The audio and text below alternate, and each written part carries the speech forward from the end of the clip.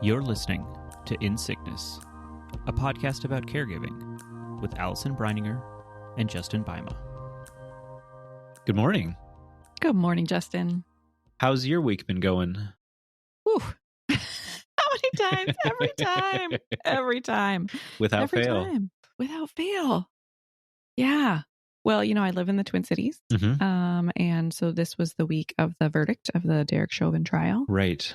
And so it was a really intense week around here. And we were preparing, cities and school districts and neighborhoods were all preparing for what might happen if the verdict did not end up guilty, as it did. And so it was a lot. Yeah. It was a lot to take in and to hold and to be really grateful that he was found guilty on all three parts. And also to feel like, yeah, but that's just right. And then, 15 minutes later, a 15-year-old girl in Ohio was killed by police. So it's been a pretty heavy week, and just learning also as in my role as a mom of a young woman of color and as a leader in my organization, it's just been a lot of like, okay, what's my role as I'm working through all of it too and supporting others. So happy that it's the weekend. Right. Happy that we made it to the other side. Yeah. Glad to be here talking to you, but it was a pretty heavy week. So yeah. How about you over there? What's going on with you? How are you? Well, Sarah and I both got our second doses of the vaccine this weekend. Congratulations. So that it's huge. Yeah, that has felt like a pretty big thing. It's huge. Yeah. Yeah. After this whole year. Right. And all that, that we've had to give up and all of that. Yeah. Cause even a couple months ago, like being vaccinated still seemed like such a far off thing. Right. And then like all of a sudden, like, okay, here it is. Yeah. It's funny because I feel like I can't remember when we did our first episode, but it was about a year ago. It was I was thinking it was like right at the beginning of all this. Right. And so if you had told those folks, first of all, those Allison and Justin from a year ago, like this would still be going on. Right. And we would all be fully vaccinated, we would have been like, you're crazy. Yeah. No way. Right. No way. Right. And so, yeah, I think sometimes we have to stop and just appreciate like how far we have come and that vaccines exist and that all four of us have gotten them at this point. It's pretty incredible. Congratulations. Yeah. How is it? How are the side effects for you both? Sarah, she got hit, I think, fairly hard with just like the flu aches and just really feeling under the weather. Yeah. She's feeling a little better today. It's Sunday today. She got her vaccine on Friday. So yesterday was pretty rough, but and then I'm doing okay. I feel kind of achy, but no, I got my shot yesterday. So I'm feeling, so far so good. I'm hoping to kind of avoid the worst of it because I've heard some stories from people who it's really not been pleasant. Yeah. Yeah. The other thing, it's our anniversary today. Your wedding anniversary? It is. We have been married for 12 years. And so I guess, we got vaccinated for our anniversary. So let's see, is the 12-year gift vaccine? It is not. Is it new dog? I mean, you got both of those things. I think those have to be way better than whatever the internet is going to tell you. Yes. I think in a pandemic year, all rules are off. And so I think dog and vaccine are perfectly acceptable 12th year anniversary gifts. That is awesome. Yeah. 12 years. Congratulations. Thank you. Well, it's a pandemic and you're both recovering from your vaccines, but is there anything you're able to do to celebrate besides getting vaccines and a dog? We don't have any big plans for today. We got a big meat and cheese board from a local place last night to kind of celebrate. We enjoy that. Yeah. So we kind of did that. We didn't know how we were going to be feeling. Right. So, and already, it's not like if this were a non-pandemic year, we wouldn't necessarily be able to go out for dinner or anything. So, Yep. It's typically for the last number of years, some sort of takeout kind of situation from somewhere to kind of celebrate. But well, I'm happy for you. How long have you and Sean been married? Oh, so long. 2002. Oh, wow. What does that mean? 19? 19 years. 19 years this June. Wow. Congratulations. Yeah. Thank you. Yeah. We were just married as baby people. Whereas if I think about Maya, getting married at 22, I'm like, no, friend. Yeah. No. But it worked out well for us. Yeah. With that, we were talking about, like, maybe that would be a great topic for today, is to talk about marriage. What do you think about that? Yeah. It's certainly a big part of our lives. And it sure is. Yeah. With our caregiving. What got us into these roles. Yeah. When we were thinking about this topic, because we've been talking about this one for a while, and there were two things that made me a little bit hesitant. One is, for some reason, it feels like more personal. And, like, I'm an open book. I'm like, everybody knows all the things. So I don't know why that is. Maybe we'll unravel it as we talk today. But the other reason that I think I felt a little hesitant for a while was, I know that for sure in my house, and I think from what I know of you two in your house, we have pretty rare, very happy marriages. Yeah, I would say so. And I know that that's not the case for everyone. I know that there are people who were potentially not in a happy marriage before their caregiving role began, and now it's even harder. Right. And I know that there are a lot of people who their spouse's illness has caused personality changes, which has made their marriage even harder. And people reach out to me a lot and talk about that. And so I just want to acknowledge that, like, right up front, that you and I have really healthy, happy marriages, even in the midst of all this caregiving, and that we recognize that we're pretty lucky and fortunate to say that, when I know that that's not the case for everyone. Yeah, absolutely. So you said 12 years. So will you tell us just like a little bit, like, how'd you meet? What's your story? Right. Well, I mean, how far back do you want to go? Because, I mean, we were in the same kindergarten class. I don't know if I knew that, or maybe I forgot. If we have a class photo. No way. Yeah, with both of us in it. I can. Oh my gosh! I'll send you a copy of it. It's pretty amazing. I would love that. You'll have to pick out. You'll have to guess which ones are us. Yeah. So you were in kindergarten, and were you like, are you like friends in kindergarten? Do you remember in kindergarten? I don't remember much from kindergarten. Okay. But so, I mean, that would have been when we first met. But yes, it was years later before anything, happened. No, how we sort of met is her friend was dating my brother, and they're now married. Oh. And so she would come around the house. I was living with my brother and cousin at the time, and so she would come around the house. And that's kind of how we met. And we dated for 4 or 5 years, maybe. Okay. Was it that long before we got married? So we dated for a while. Yeah. And then got married in 2009. And we spent the first 4 or 5 years is kind of the before period. Before she got sick, and kind of towards the end of that, she kind of started declining. And so, the remaining 7-8 years of that, the majority of our marriage, I was thinking about that earlier today, has been with her sick. Right. So now it's kind of like 2/3, 1/3, 2/3 in the after, 1/3 in the before, kind of. And so it feels, that feels like a completely different time. Yeah. I mean, back then we did some traveling, and like, that's something that just seems so far off from what we could do now. Right. Even if there wasn't a pandemic. Right. Right. Exactly. So it's just this real kind of, there's this just break point between like the before and after. And I don't know. And I think having crossed the, like, she's been sick longer than not, I think that's only going to feel stranger. I don't know, as going forward, because that's only going to be more and more the case. That's been your reality. You mean? Yeah.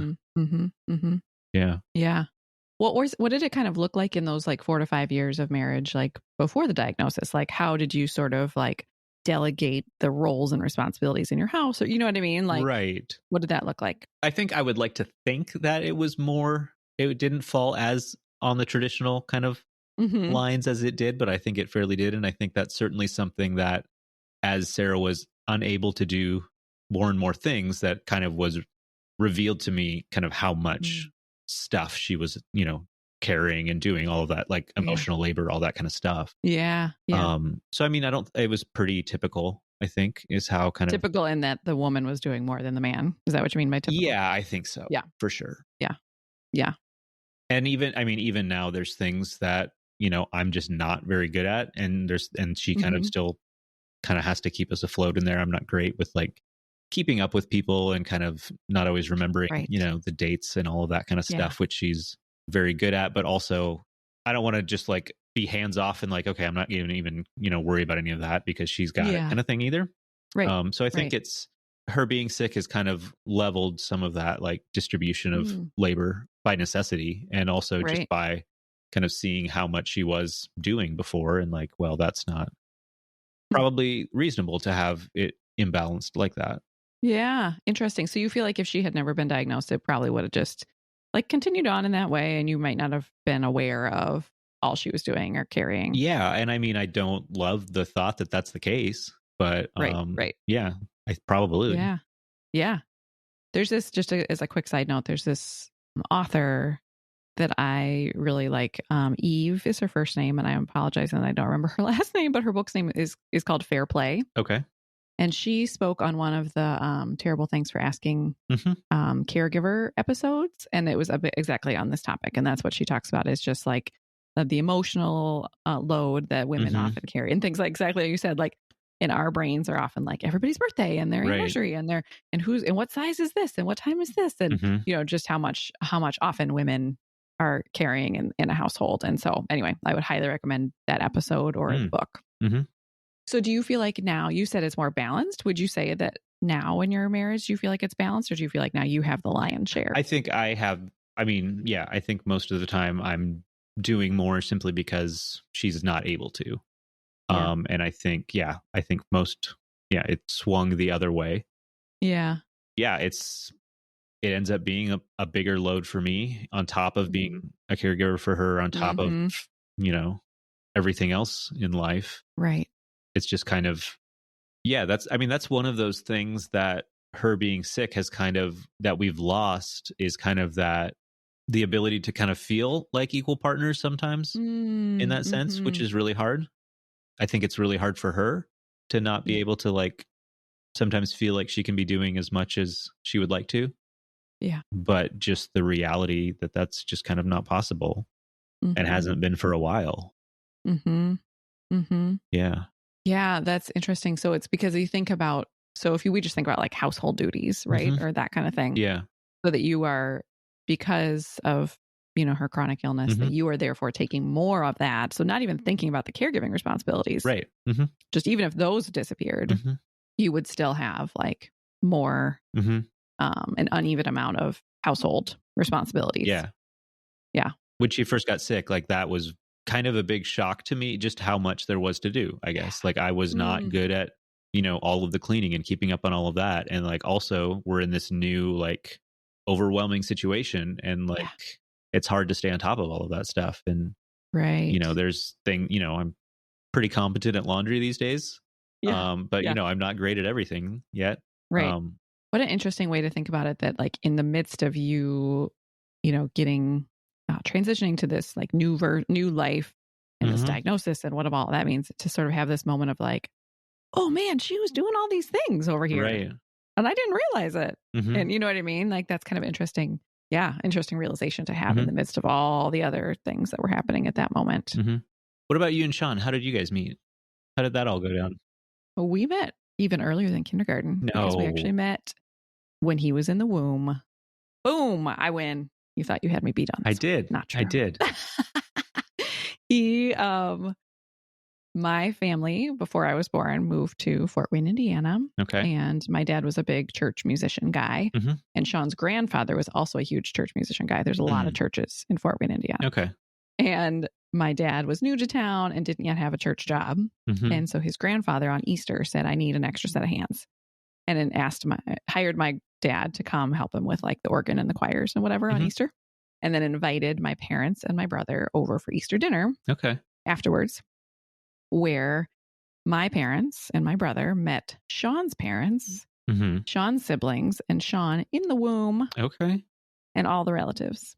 And it wasn't until we started dating, like 17 years later in high school, that we made that whole connection where my mom was like, wait a minute.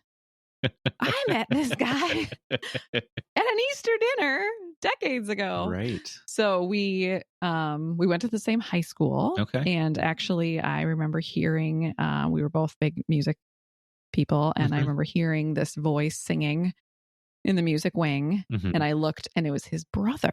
Okay. And I was like, that guy's real cute, and he can sing and play the piano. I was like, but he's a little old for me, because he was a senior and I was a freshman. Yeah. And I literally thought, I wonder if he has a brother. And he did have a brother. And so we were in choir together. It was like the classic, he like stepped behind me and kicked my chair and pretended it wasn't him kind of thing. Right. So we dated all through high school. When it was time to go to college, I said, can't go to the same college. We have to test our love. He's like, whatever. I already know I'm going to marry you. And so we went to different colleges for a year and a half, and then I transferred. And I transferred, everyone says for Sean, but I started out as music ed and decided to switch to elementary ed. And the first school didn't have that. So we went to different schools for a year and a half, same school for a year and a half. And then he graduated. And so we had a year apart. Yeah. And at some point during that freshman year, everybody else was breaking up. And I was like, no, I don't want to break up with this guy. Maybe he's right. Yeah. So we got married like right out of college, which is not the girl I would have thought I would have been. But we'd been dating for 5.5 years by then. And so, yeah. When you know, you know. When you know, you know. Yeah. So we've been together since we were like 16, 17 years old. And we're now 41 and 42. So I've been together way longer than not. Yeah. Which is pretty incredible. And it's also so great because like I know his family so well because we grew up together and vice versa. So yeah, that's that story. And then he was diagnosed when we got married in 2002. Maya came to us in 2009. Okay.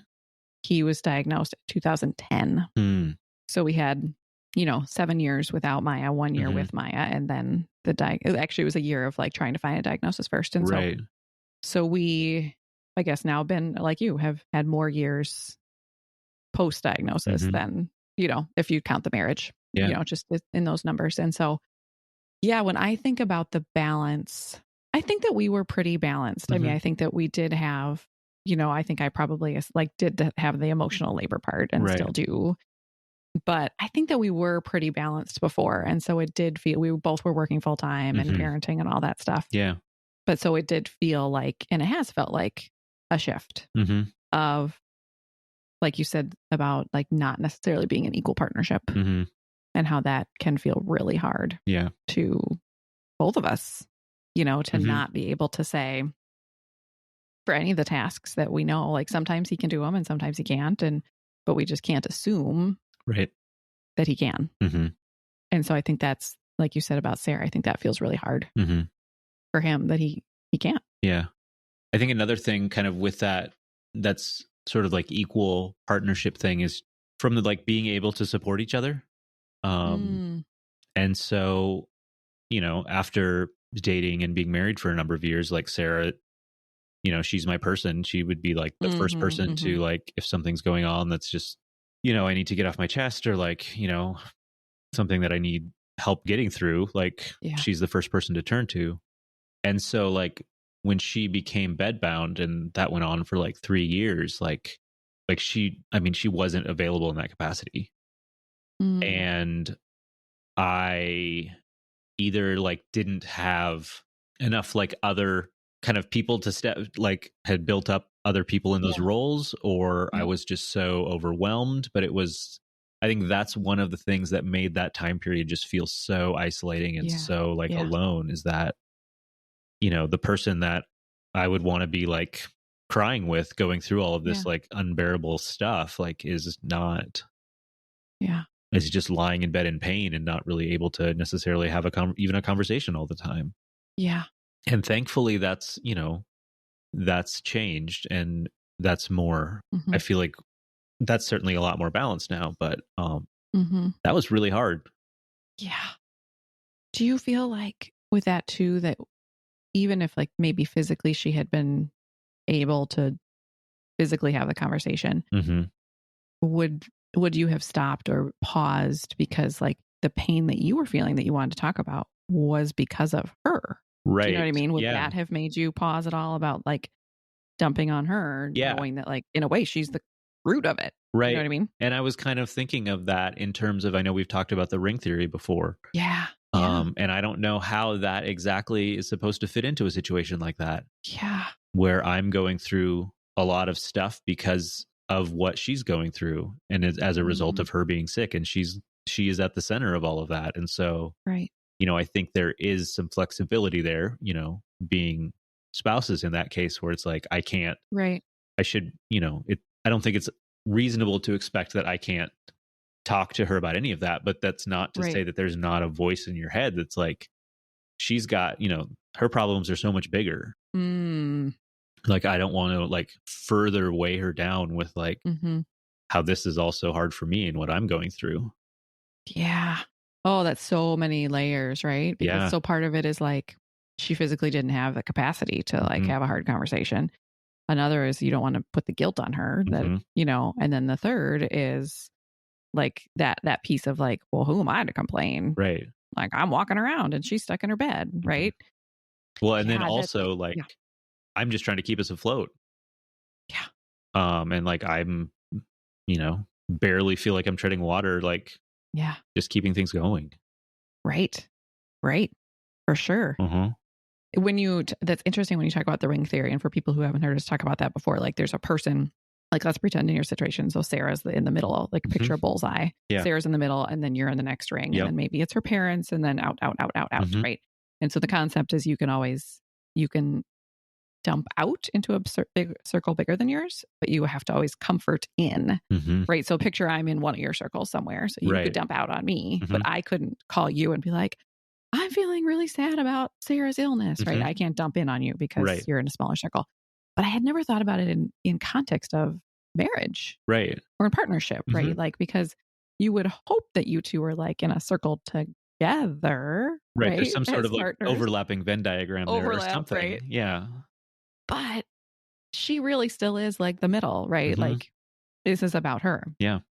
And if you're just only dumping out to people that aren't her, like, then it's sort of this missed connection because usually she's your person and she's the person that you talk to about your hard stuff. And if you're not talking to her about this hard, you know what I mean? Like, yeah.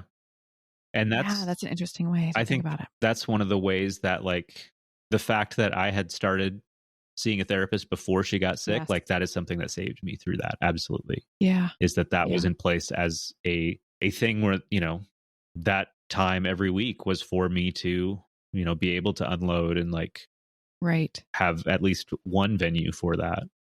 Yeah. And I think things would have been a lot different had that not been the case. Yeah. It strikes me, and I think that this is true in our house as well, that I think there is a bit of a disconnect there that I feel like before the diagnosis, like I would be like, I had a really hard day at work, right? Because that was like the hardest thing in the moment, right? I had a really hard day at work. And then he'd be like, okay, I'm going to rally. I'm going to support you. Like, what do you need? Like, let's talk. Or I had a hard day at work, or like whatever. Or even like Maya, right? Like, we have this new toddler and like, let's talk about it together. But I think about that piece about like the way that we're experiencing these hard things that are related to our spouses.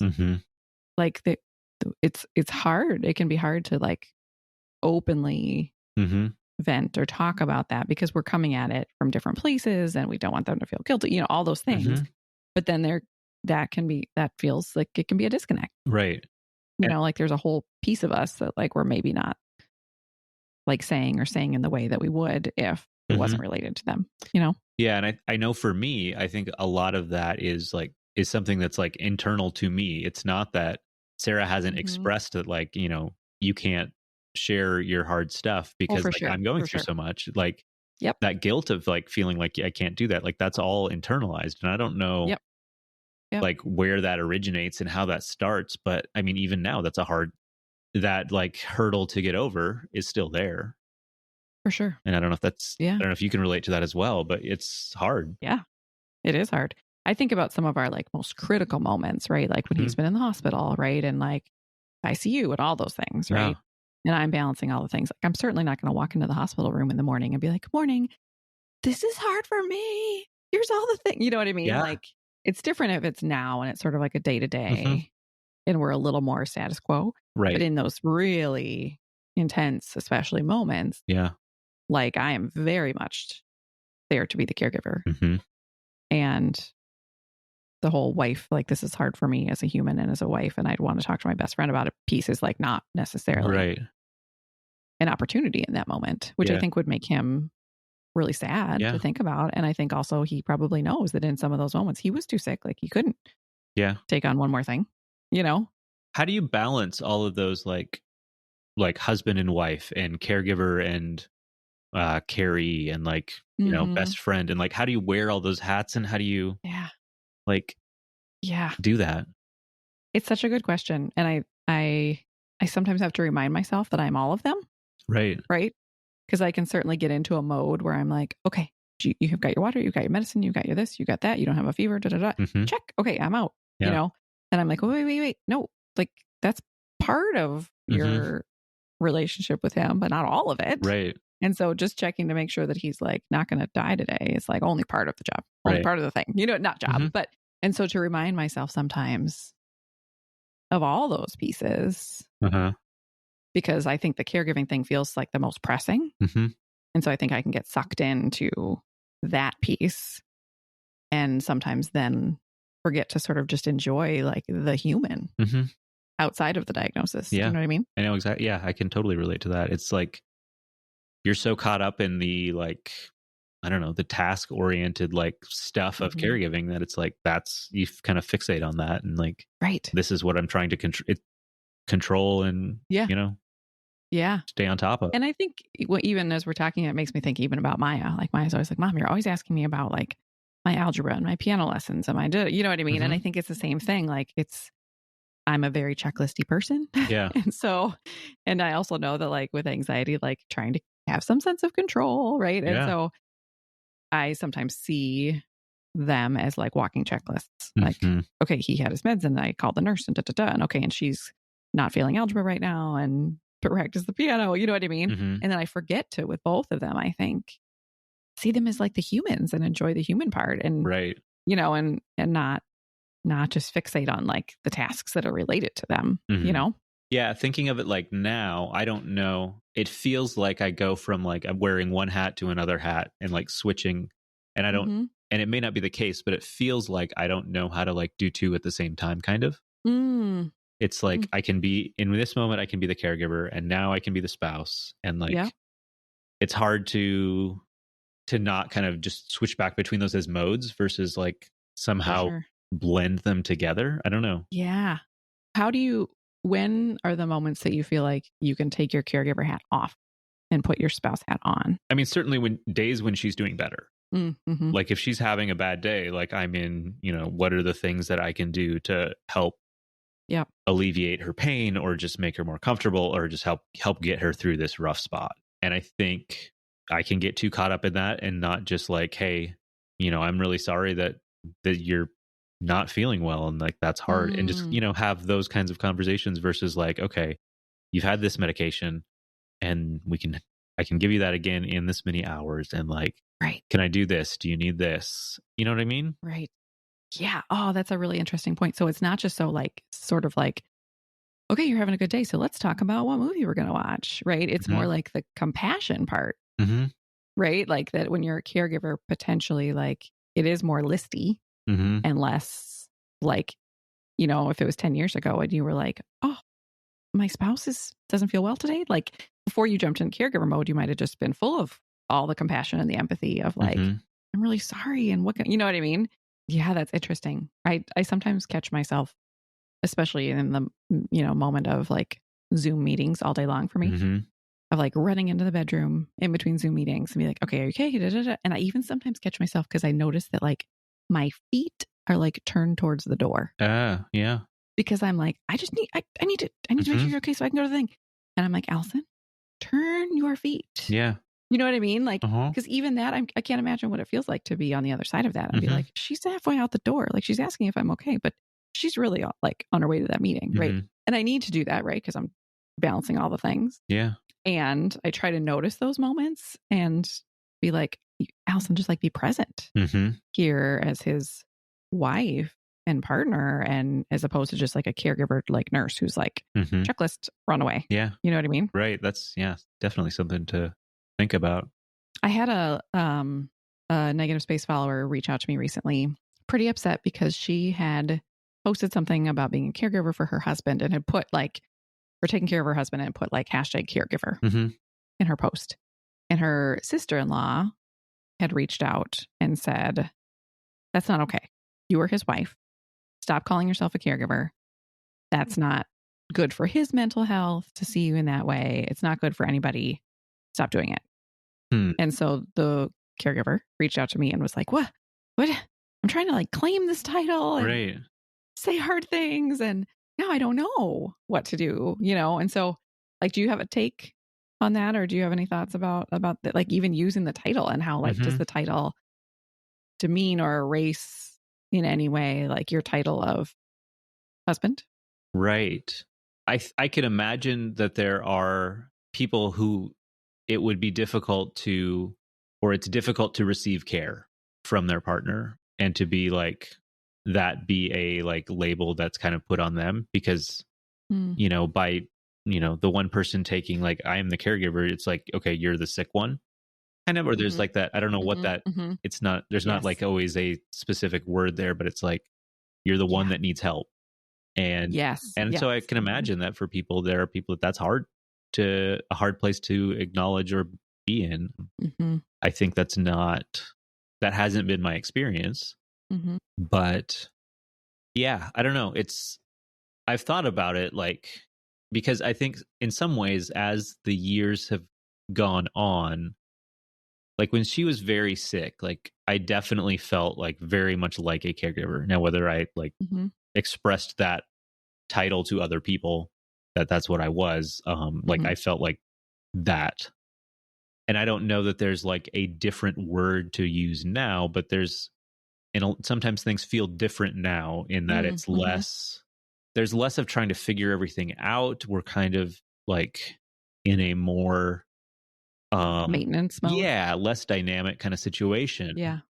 That I don't know if there's like a different set of words. And I've thought about like, it's kind of, she's the disabled partner in the relationship. I'm the abled partner in the relationship. And kind of like, I don't know if how that thought through exactly like how those different titles would mean different things there. But there's, it is something that I think about. Right. I think because I hear so many people say, well, I'm not a caregiver. I'm just, they always use the word just, right? I'm just a wife taking care of her husband. I'm just a mom taking care of her kid, or a daughter taking care of her mom. And the way I always help people think about that is, are you doing things that like every mom on the block is doing? Right? Are you doing things that every spouse on the block is doing? Right. And so even now that you're in quote maintenance mode, right? I would guess that there are still things you do on a daily basis. That you didn't do in the quote before time. Yeah. I didn't hook up an IV to a central line 2 times a day. Exactly. Yeah, exactly. Yep. And so even though like you just say that so casually, right? Because it just is like your reality, that is not what most husbands are doing twice a day. Right. And so I think that there are pieces, and that's why I like, try to encourage people to sort of claim this title, because it's just a sort of like an acknowledgement of like, you're doing more than most spouses would do. Yeah. I think an interesting thing that you said is about like, by us claiming that title, how does that feel to the other person? Right. And I think you're right that that's what was happening in this situation, and whether that husband actually felt it or it was the sister-in-law. Right. But like, you're right that by saying like, I'm a caregiver, that is signaling that someone else needs care, which might not feel good to them. Right. They might not be in that place. And I want to, be sensitive to that. And I want to continue to advocate for caregivers to say like, doing it. Yeah. And it's hard and it's extra and it's above and beyond what you had done in the before time. For sure. Yeah. By the way, the rationale that this listener and I came up with to handle this situation was, I said, let's think about your sister-in-law and what percentage of helpfulness she is. Like, what percentage of like, how much does she like contribute to the care of your husband, and how much does she show? All those things. Whatever percentage that is, that's how the percentage that you need to listen to her. Yeah. And it was like 0%. So we're like, great, 0%. Right? If she lives in your house and if she then like she gets more weight in this situation. Right. She does not. Therefore, we are going to listen to her at 0%. That's an unscientific formula, but that's what we came up with. No, that's good. When you think about long term, because when you think with Sarah's, the couple of things that Sarah has, they're not, tell me if I'm wrong, but my understanding is they're not the type of thing that are fatal. Correct. True. Yeah. But they are chronic, right? Yeah. There's, although you're finding some ways to have improvement, you don't picture a life drastically different from what you have right now. Yeah. Is that true? So when you think about, I mean, you're like a young chap. Yeah, I'll take that. You take it. When you think about, your decades of marriage ahead of you, right, knowing that this is your reality, like what does that feel like to you? Yeah, it's hard. Just knowing the limitations that the last, 8 years have brought, and thinking of, decades of that come, as well as just the, like, as you get older, you can do less already. And so, that on top of it, that's hard. And I think having this new medication that she's on that is giving her more life, has been encouraging, because it's something that, like, that future does look a little bit bigger than it did a year ago. There is, and we've talked about this, there's there's that little bit of hope now that, like, there may be other things in the future that can also help. But it's hard. And there's grief around that.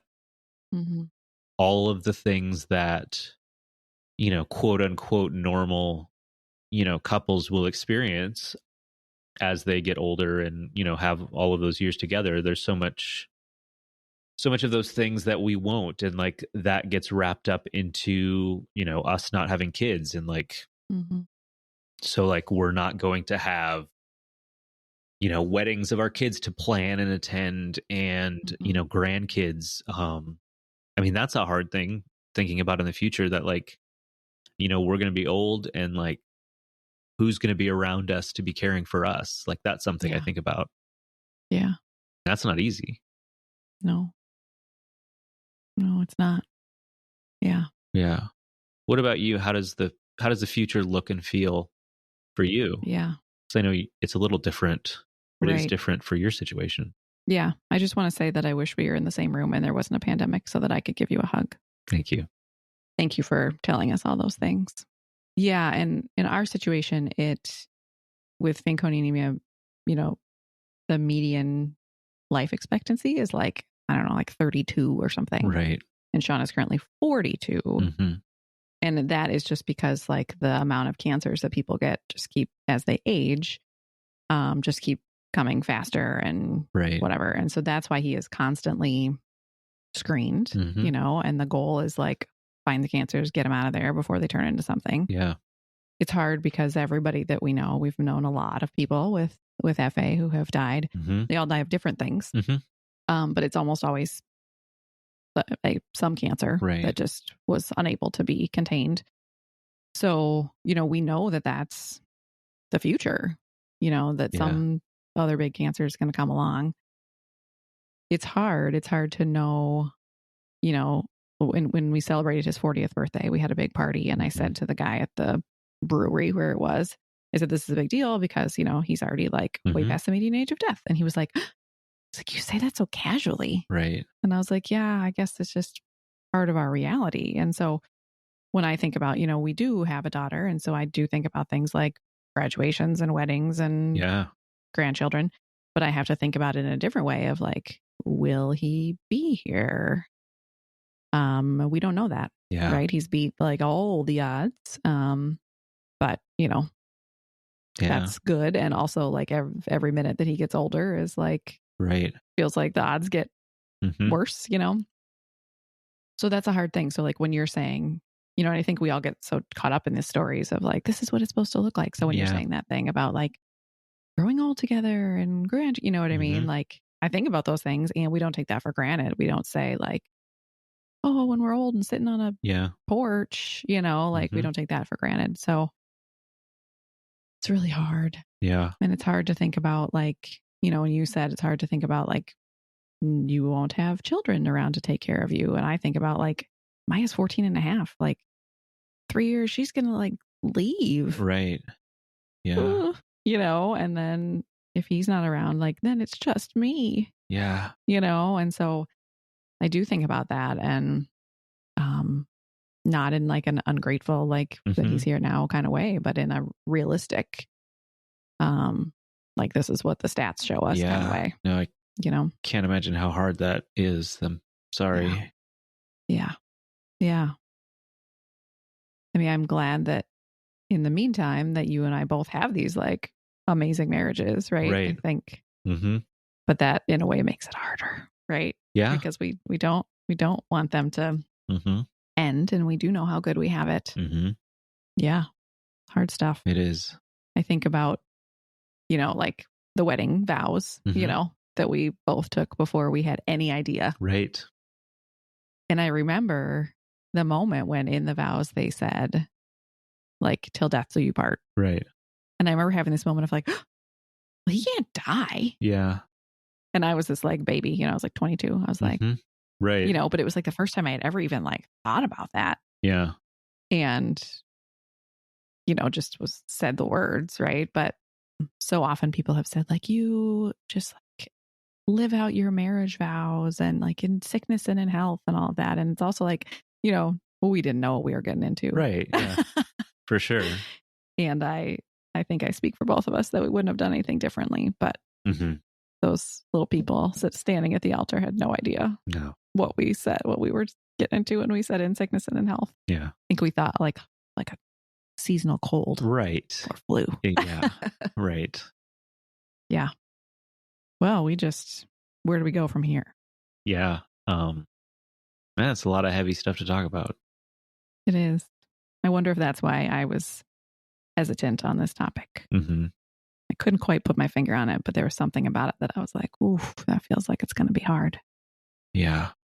But it's important to put it out there because we're not the only ones. Well, I appreciate you sharing. I know. Yeah. Yeah. You too, for sure. And I think,